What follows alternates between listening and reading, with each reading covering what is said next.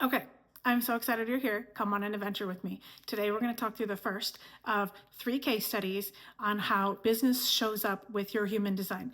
Thing about your human design is it's your human design. So wherever you show up as a human, your design also shows up. And it can show up in the gift or the shadow. So let's get into this case study. I had a client and she had somebody who worked for her. So this wasn't a single entrepreneur. This was like a duo, if you will. And in the traditional business sense, these people would have been thought of almost like the visionary and then the integrator. So if you've ever read business books, you know that this shows up, right? There's a visionary who like has this idea, and then there's the integrator who is here to help you implement those things. Now, on an energetic level, we have somebody at the head of the company who is designed to wait for an invitation. And we have somebody who has a motor center to get a lot of things done. And ultimately, they are not connecting. So as I started to dive deep into the practice of this entrepreneur, what I found is that she had this deep desire to help her community. She had this desire to teach financial literacy to her community, but she was also in the practice of financial services and helping clients generate big wealth. Now, what happens here is there's actually 2 ideal clients that she has. Okay, so she wants to be able to help people on their come up, but she also wants to meet people where they're at. They've already got a little bit of knowledge and help elevate them to the next level. These are 2 very different types of clients. They have very different types of needs. They're both important to my client. Okay, so if you will, what's important to note in this situation is that you have some projector energy. So she needs to wait for the invitation.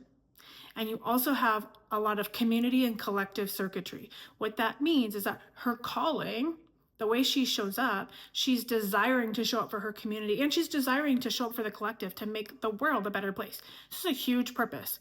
But if you're doing that from the shadow of being a projector, you're not waiting for the invitation. Now, what that looks like is you're pushing your knowledge on people who aren't ready to hear it yet.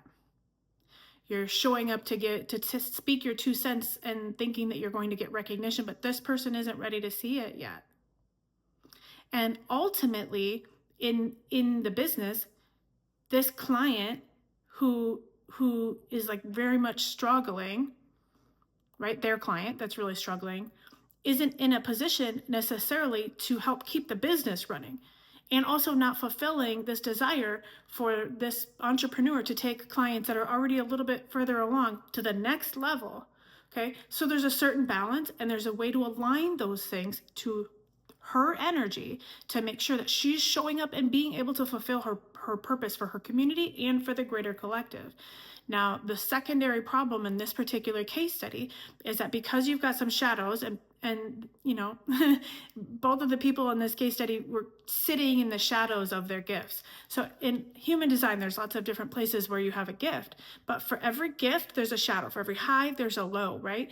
And so the integrator of this dynamic has a lot of motor energy. They can go, go, go, go, go, go, go, go, go. But what happens as a generator is that when she's working outside of her design, she gets frustrated. And then that frustration is overflowing into their business. So ultimately, in this case study, what we were able to do is to take a step back, determine the gifts of both of these individuals, and look at the connection and see where do those gifts connect and amplify, and where do the shadows exist. Shadows in human design aren't a bad thing. Shadows are there so that you have almost like an awareness mechanism to be able to understand like something is in a low vibration, and it's like a warning light, right? So that you can start to understand where you need to elevate your energy to get to the gift. So by exploring these shadows and working through them, you're able to elevate the gifts of this business dynamic. So here's what happened. You have this generator, this integrator, if you will, who is really, really good at processes, who's really good at understanding what clients are going to need to take them through every step of their process to ultimately achieve their goals. And then you have a visionary who kind of taps in and then taps out, wants to get the recognition and taps out.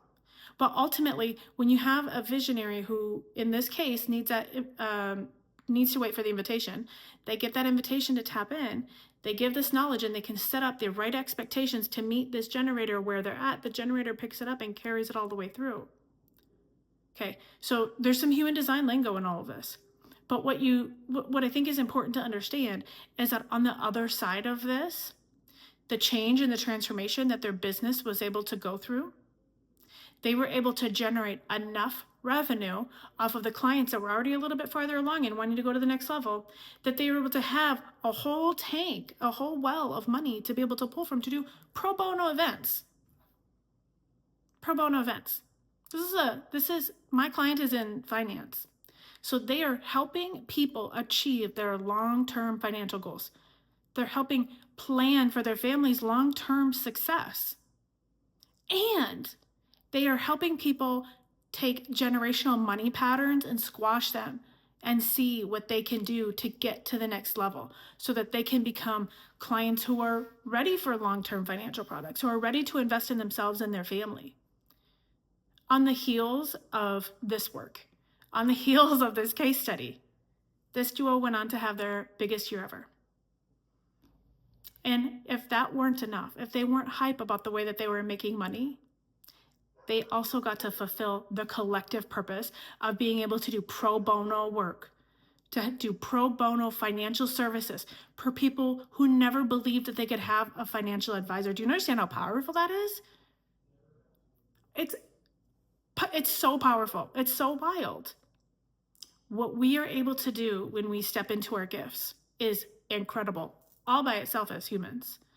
But when you layer your human design and sitting in your gifts on top of your business, your impact is like, poof, magnified.